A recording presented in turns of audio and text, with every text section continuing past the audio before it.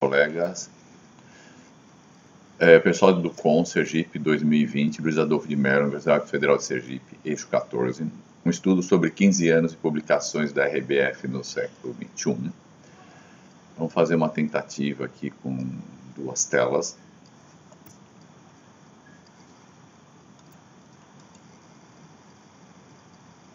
Então aqui vamos apresentar uma pesquisa estatística das publicações dos 15 primeiros anos do século XXI da revista RBF, de 2000 a 2015. É uma pesquisa feita por amostragem. Estudou-se como a comunidade científica brasileira está classificando as áreas de conhecimento denominadas de ensino de física. Analisamos seu impacto nas publicações de divulgação do conhecimento científico, tanto como a sua importância no ensino de física, no ensino superior como no médio. E estudou-se o impacto dessas publicações. A divisão das subseções de ensino de física foram feitas de acordo com a classificação usada pela própria revista.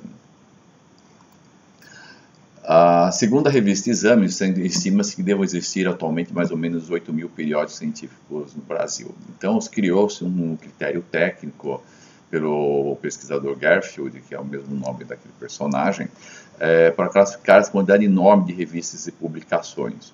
Então, atualmente, a CAPES, através da plataforma Sucupira, classifica os periódicos nacionais em 3 categorias, A1 a 2, B1 até B5 e C.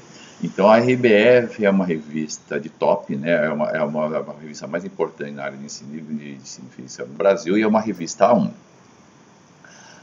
Como que essa revista, né, que parâmetro que ela usou para definir as suas seções? Então, quem trabalha com pesquisa em ensino de física, história do ensino de física no Brasil, percebe-se que essas seções, pesquisa em ensino de física, experimentação no ensino de física, história da física,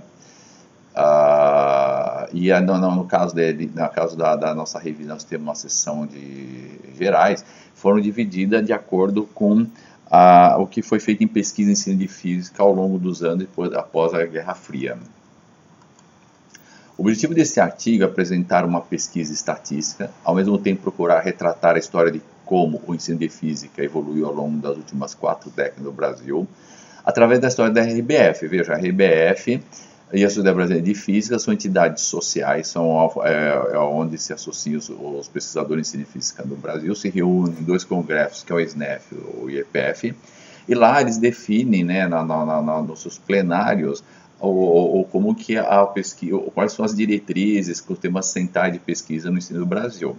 Então, essa é uma pesquisa interdisciplinar entre os campos de conhecimento denominado de ensino de física e sociologia. Politicamente correto, né? É muito questionável o papel das revistas científicas e a relevância dos seus artigos. Isso não é cientificamente correto, né? Analisar se uma pesquisa sobre uma estrela binária, tal, qual a importância na história da ciência. Tem vários artigos que ficaram engavetados por 40 anos e depois foram ressurgir. Por exemplo, o artigo do Weil, que foi base para a unificação das interações eletrofracas, que foi publicado 2 anos depois da publicação da Relatividade Geral de Albert Einstein. Na época não se via para nada aquele artigo. Então, a qualidade dos artigos determina indubitavelmente a qualidade da revista, não a revista que determina a qualidade dos artigos. Então, essa pesquisa não visa avaliar a qualidade da revista da RBF, os artigos são bons ou ruins, mas sim, através da história e a formatação dessa revista, entender, né, veja, lá está registrado, de certa forma, o que foi definido no SNEF, no IEPF, com as diretrizes de pesquisa de ensino no Brasil e nos seus programas de pós-graduação. Esse é o objetivo aqui. Eu sou um pesquisador na área de pesquisa em ensino de física de projetos de mestrado e doutorado. Essa politicamente correto é tão jocosa, né, que até criaram 10 mandamentos para turbinar o fator de impacto, que eu não vou falar aqui, que está lá no meu artigo, lá se quem quiser olhar para ver, né, isso não é politicamente correto. Então, referenciais teórico, o papel da história da ciência no ensino de ciência.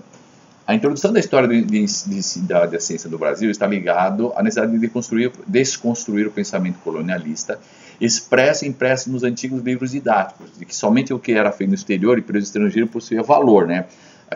É muita mentalidade dos portugueses que só compravam ladrilho ou compravam só as coisas que vinham da Inglaterra e de Portugal. Esse programa de desconstruir essa visão colonialista veio dos projetos de ensino de física, o Harvard e o PSSC dos Estados Unidos, que tinham os mesmos problemas lá. Nós seguimos o mesmo modelo, né, principalmente na década de 60, na década de 80, onde fizemos o projeto nuclear brasileiro. Nós copiamos o modelo americano. Esse livro didático apresentava a ciência como uma obra acabada, isto é, na qual pessoas privilegiadas, sábias e perfeitas tinham construído a ciência de forma linear e lógica, sem interferência de fatores externos à ciência. Isso foi completamente desconstruído na virada do século XX para o século XXI, século XIX, século XIX não. 1980, 70, nos anos 90, né, os trabalhos de Kuhn, Farabi e outros, né, onde mostrava os papéis sociais na ciência, a introdução do conceito de paradigma científico e incomensurabilidade do conhecimento. Outra razão para se introduzir a história e filosofia da ciência está no fato bem provado, comentado, que raciocinamos usando modelos mentais e raciocinamos usando concepções alternativas, ou seja, se trabalha também com a história da ciência para mostrar aos estudantes que existem vários obstáculos epistemológicos e esses mesmos obstáculos epistemológicos que eles têm que vencer, né, de deixar de usar modelos alternativos para usar modelos científicos, foram enfrentados pelos cientistas. Por exemplo, na história da termodinâmica, né, levou-se décadas para os cientistas pararem de usar o conceito de fluido calórico para passar ao conceito abstrato de energia. Então, pesquisa e ensino de física. É difícil dizer o que é pesquisa e ensino de física.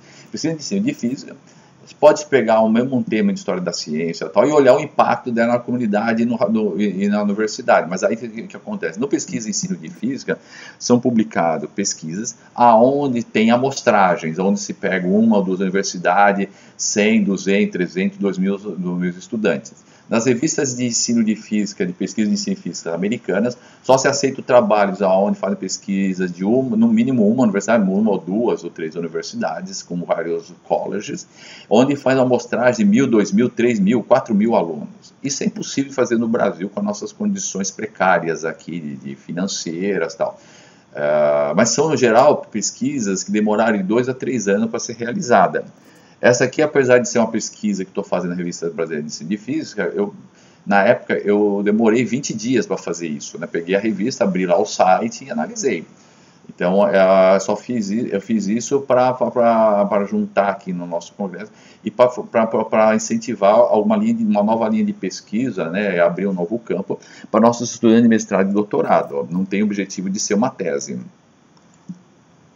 Experimentação no ensino de física, a física experimental versus física teórica, né? A nossa física é muito teórica no Brasil, por problemas econômicos e sociais, então não temos muito dinheiro para aparelhar os laboratórios. Então, em geral, nossos estudantes acham que a física, né, não é uma ciência natural, é um subtópico da matemática, né? Onde você aplica, né, conhecimento matemático.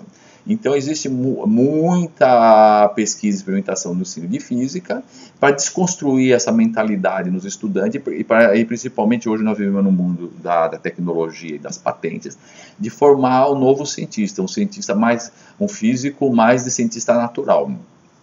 E depois nós vamos ver, né, que até a criação de um mestrado profissionalizante para levar, né, a física experimental, a física significativa para as escolas. Resultados em discussão, né? Então, a Revista Brasileira de Ensino de Física, o primeiro volume foi publicado em 2018. Esse continha somente 19 artigos, sendo desses era um poema. Nesse ano não há nenhuma nota sobre os motivos e aspirações da comunidade científica ao criar essa revista. Nessa época, a revista era classificada em materiais e métodos, né, experimentação, divulgação científica, política educacional e diversos.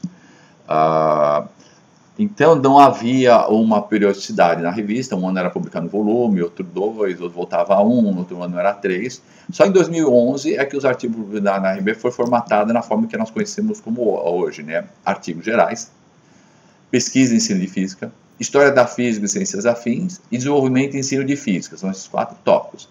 De tempos em tempos surge um tópico extra, datas comemorativas, ou um próprio volume extra, 100 anos de Einstein, 100 anos do experimento de Eddington, da observação da curvatura da luz, e assim por diante.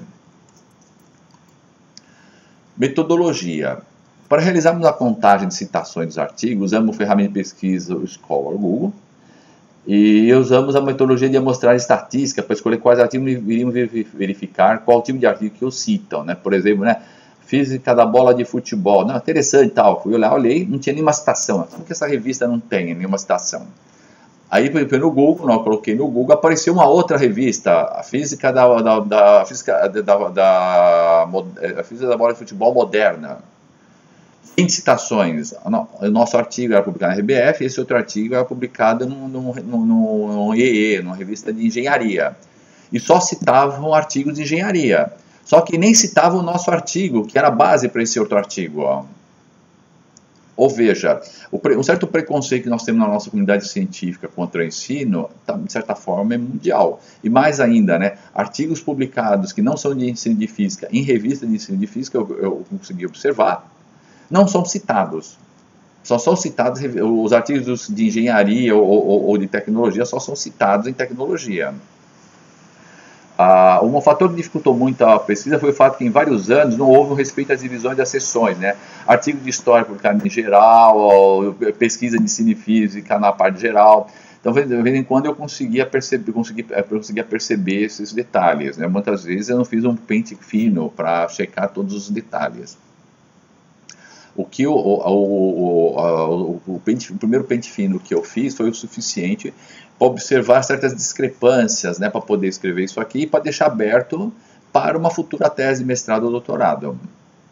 Então, em 2000 e 2015 foram publicados 1.089 artigos, com uma média de 68 artigos por ano. Esses artigos receberam 3.021 citações, fazendo uma média de 2,8 citações por artigo.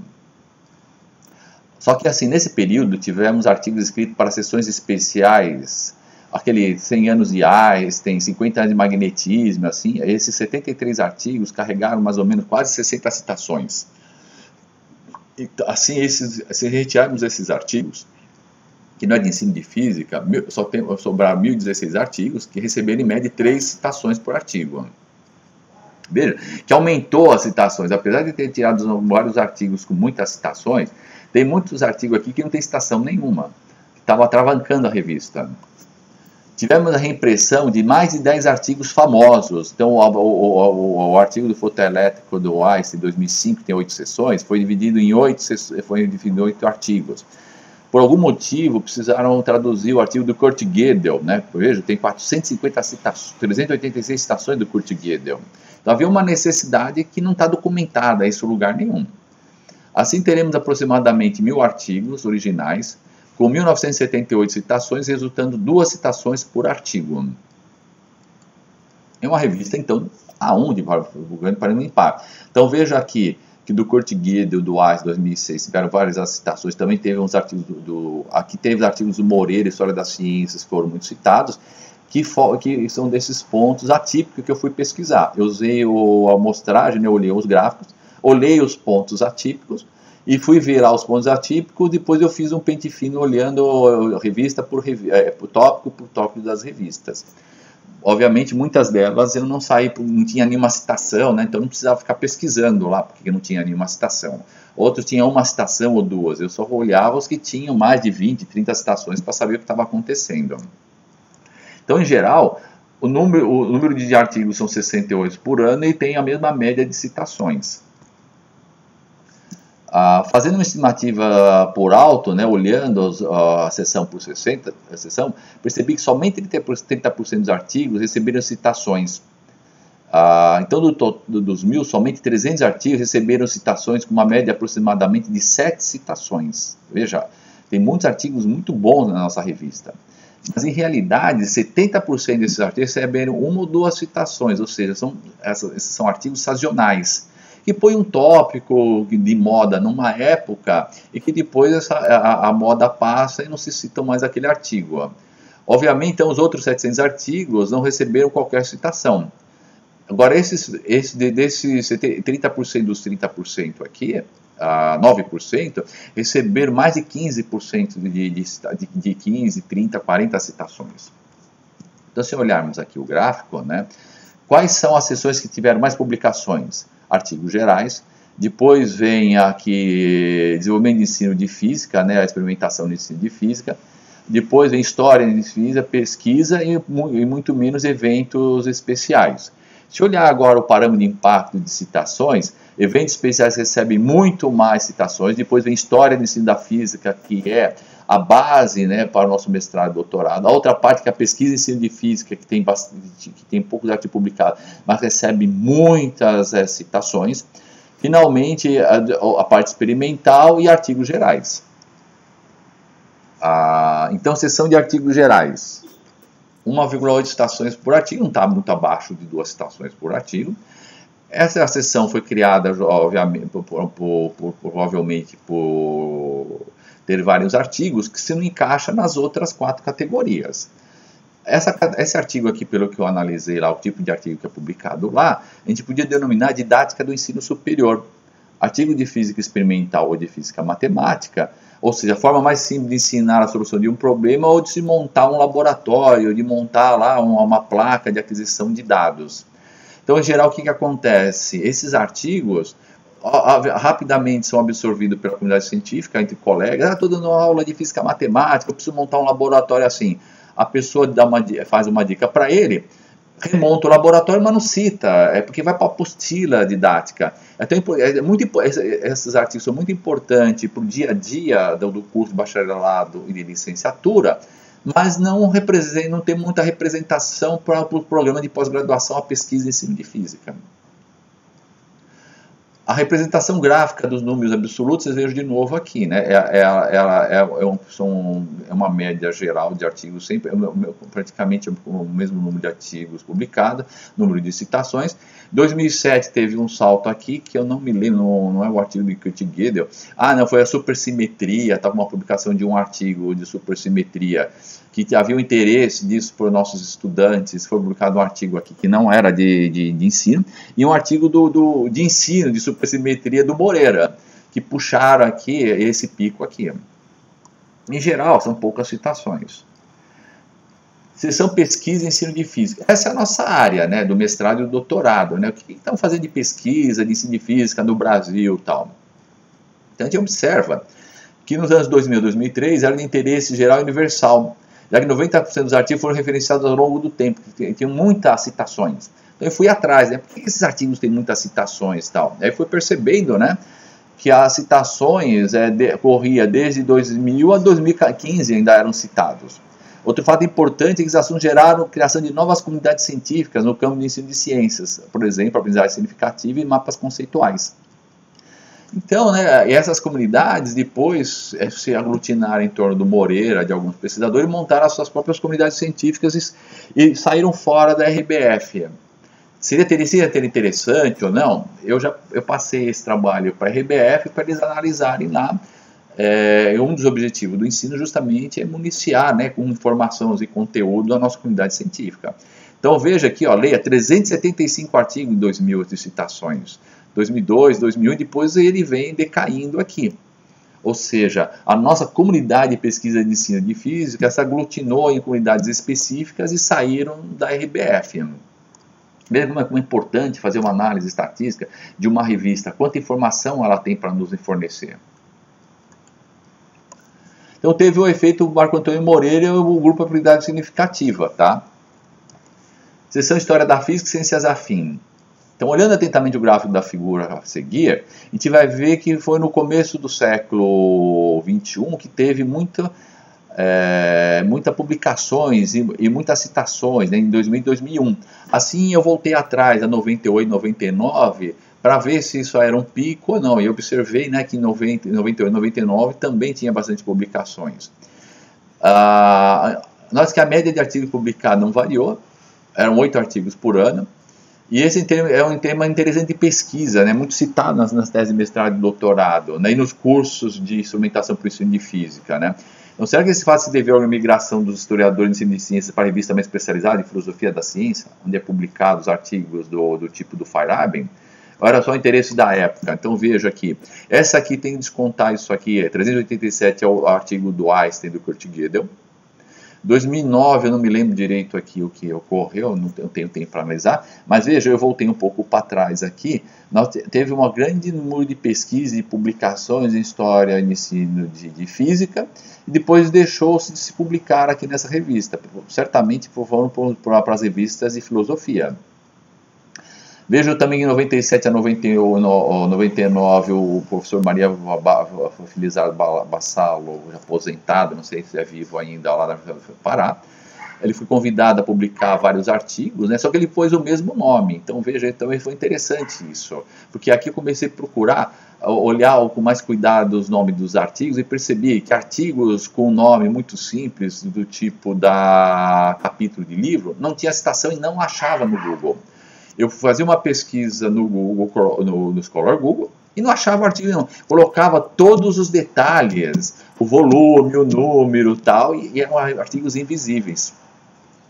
Interessante que depois ele republicou isso em um livro, e como está isso aqui no livro, tem muito a publicação, e o livro aparece em primeiro lugar do que os artigos. Produtos e materiais didáticos, orientação no ensino de física. Ao contrário das outras linhas de pesquisa, essa aqui teve uma oxigenação, uma revitalização no final da década de 2010 e para 2015, onde introduziram o mestrado profissionalizante. Então, se nós olharmos o gráfico aqui, tinha muito pouca publicação no 2000, 2005 a 2007. Aí, com a introdução dos mestrados profissionalizantes, depois o mestrado profissionalizante pela Sociedade Brasileira de Física, teve uma explosão de artigos. Essa explosão aqui foram as publicações das primeiras teses de mestrado profissionalizante, onde o pessoal usava smartphone, placa de Arduino, que puxaram muitas publicações. Mas também a vida útil desses artigos aqui, também de 4, 5 anos, porque logo a pessoa... essa foi logamente absorvido pelos laboratórios de ensino de física e pelos projetos de ensino, e a pessoa não publica, não cita mais. Sessão especial ou datas comemorativas, 24% de todas as citações. Então, na RBF temos 6 datas comemorativas, gerou um maior impacto na comunidade científica, o magnetismo 2000, informática no ensino de ciências. Teve 100 anos de Einstein, o Maxwell e assim por diante. Conclusões. Então, a Revista Brasileira de Ensino de Física é uma revista brasileira extremamente importante para a nossa comunidade científica brasileira. Está nela gravado, documentado nas entrelinhas a história do ensino de pesquisa em ensino de física do Brasil, como que ela se organizou, como que ela foi montada, como que os cientistas brasileiros, os físicos, pensavam o ensino de física. Não só o que trabalha com ensino, mas também principalmente o pessoal do bacharelado. Que em média, somente 10% dos seus artigos possuem mais de 10 situações. Que em média, 70% dos seus artigos não possuem nenhuma citação. Tá? Alguns até são invisíveis.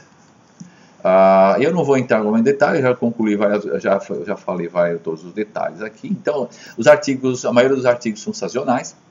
Só aqueles artigos que são referenciais teóricos, por exemplo, citando lá mapas conceituais do Moreira, Vygotsky e tal, que são artigos que têm uma vida útil de mais de uma década e que nós precisamos usar na hora de construir o título de um artigo, temos algumas palavras-chave específicas. Então, muito cuidado com isso, senão o artigo se torna invisível. Eu não estou dando 10 dicas, tal, eu não estou falando como fazer a pesquisa, né? Eu estou falando, você faz um trabalho danado, fez um mestrado, fez um doutorado, tal, tem uma pesquisa séria, vai publicar numa revista, e esse assunto, e aí se você não escolher direito, montar com as palavras-chave corretas o título, o seu artigo pode ficar invisível. Não estou dando dica aqui de como malandrar o artigo, estou para evitar que um bom artigo não tenha visibilidade. Então tem atividade física aplicada e assim por diante. Agradeço a atenção e eu vou ficar aberto assim que publicarem esse no Educom. Eu vou ver como quem vai fazer para responder perguntas, tá? Para tirar dúvidas, se vai ser só por e-mail ou como vai ter um chat e assim por diante. Muito obrigado pela atenção e aí o grupo do Educom, a Veleida e o Charlotte por permitir essa participação.